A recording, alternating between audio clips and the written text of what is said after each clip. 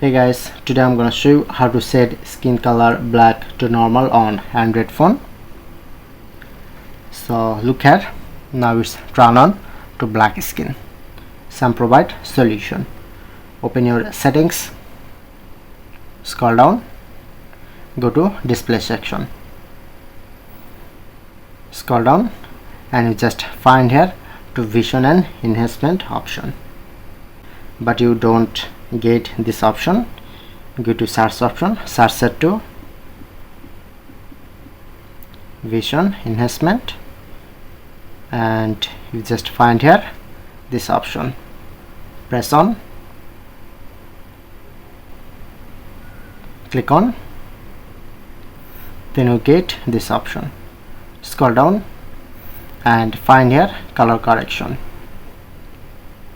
Make sure to turn off this option. Scroll down and select green and red option, and now it's get back black to normal.